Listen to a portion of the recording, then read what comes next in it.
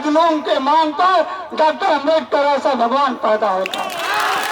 और उनको भारतीय जिलाएंगे, उनका भी स्वागत अभिनंदन वंदन। और कार्यक्रम को आगे बढ़ाते हुए हमारे बीच में भाई डोनाराम साहनी जी हैं। साहनी समाज के हमारे नेता बिना भूमिका के अपनी बात को रखे भाई डोनाराम साहनी जी।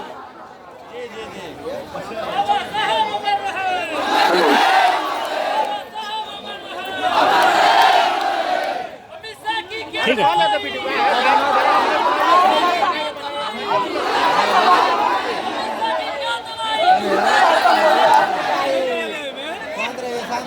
आज इस धरना प्रदर्शन की अध्यक्षता करते हुए सम्मानित अध्यक्ष जी, आज के चीफ गेस्ट जी, पूर्व सांसद जी और हमारे सामने बैठे जनपद के कोने कोने से आए हुए आप सारे नौजवान साथियों, माताएं एवं बहनों, मंच पर विराजमान सारे वक्तागण, आप सारे लोगों का दिल की गहराई से मैं हार्दिक वंदन अभिनंदन एवं स्वागत करता हूं। मित्रों, आप लोगों ने पार्लियामेंट की कार्रवाई को देखा है। अगर आपने नहीं देखा तो आपके वालिद ने देखा है, क्या आपकी आजी नानी नानों ने देखा है? वो स्वर्ग लोग है कहाँ? जरा आप बताने का तो काम कर दो, उसी पार्लियामेंट में बताने का काम करो कि वो स्वर्ग लोग है। कहने की बात किया था मैं तो सवाल पीछे अभी पितृ विसर्जन पितर पे कम दिन आया था।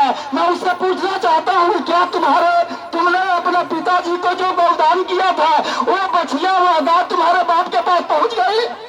तुम्हारे पिताजी उसका दूध पीते हैं कि नहीं पीते हैं? जरा लेख कर उनसे मांग लो, कहाँ है स्वर्ग? अरे तुम्हें शर्म आनी चाहिए कि तुमने उस भगवान के प्रति टिप्पणी किया है जो मेरा ही भगवान नहीं 140 करोड़ जनता का भगवान है। शायद तुम्हारा भगवान न हो सकते हो, इस बात को मैं मान ले रहा हूँ, लेकिन भारत की जनता में मैं आपसे पूछना चाहता हूँ, आज जो आपके साथ बोल रहे हैं, शायद अगर बाबा साहब भारतीय संविधान नहीं लिखे होते, अपर कास्ट की सारी लड़कियों को, सारी कन्याओं को शिक्षा का अधिकार नहीं मिलता।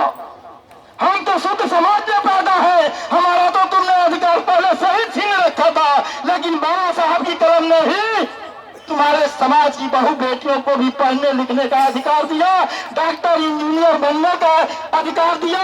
कहाँ भूल गए हो, किस जगह से हो भाई? इस पर तो थोड़ा सा विचार कर दिए होते, इसके बाद बाबा साहब के ऊपर टिप्पणी करते।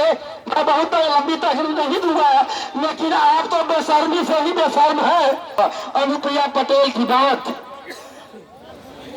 क्या बात करते हैं आप? मैं सुन रहा था, अनुप्रिया पटेल जब पार्लियामेंट हाउस में खड़ी थी तो वो कह रही थी जातीय जनगणना की बात। अरे मैं पूछ रहा हूँ अनुप्रिया पटेल जी, और तुमको छोड़ लिया। मैं पूछना चाहता हूँ चिराग पासवान से, मैं पूछना चाहता हूँ इस मंच से चिराग पासवान से, क्या आप अपने पिता की असलियत को भूल गए? आपके पिता भी इसी बाबा साहब के संविधान पर मेंबर ऑफ पार्लियामेंट बने थे और उनके बल पर ही आज तुम कैबिनेट मंत्री हो। भूल गए बाबा साहब के संविधान को? बाबा साहब की अपमान तो तुम बर्दाश्त कर रहे हो, और तो छोड़ दो। मैं कहना चाहता हूँ इस मंच से नीतीश कुमार जी से, जिनको पलटू राम कहा जाता है, कहना चाहता हूँ चंद्रबाबू नायडू से, अरे चंद्रबाबू नायडू याद कर लो, ये बाबा साहब के मानने वाले लोग, अगर तुमने इस गवर्नमेंट से अपना समर्थन वापस नहीं लिया तो अगली बार सीएम को नहीं बनने देंगे, नहीं बनने देंगे। ये बहुजन समाज पार्टी का कार्यकर्ता कह रहा है। और यही नहीं, 2025 में नीतीश कुमार, तुम भी सुन लो कान खोलकर, मुझसे सटी हुई तुम्हारी सरहद है, मुझसे सटी हुई तुम्हारी सरहद है। अगर बाबा साहब के अपमान का बदला लेना चाहते हो तो कल के डेट में भारतीय जनता पार्टी से अपना समर्थन वापस ले लो। ये बहुजन के लोग तुमको फिर सीएम की कुर्सी पर बैठाएंगे।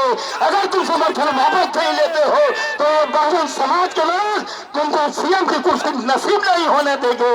इन चंद अल्फाजों के साथ अपनी बारी को विराम देता हूँ। जय भीम, जय भारत, खुदा। बहुत बहुत धन्यवाद।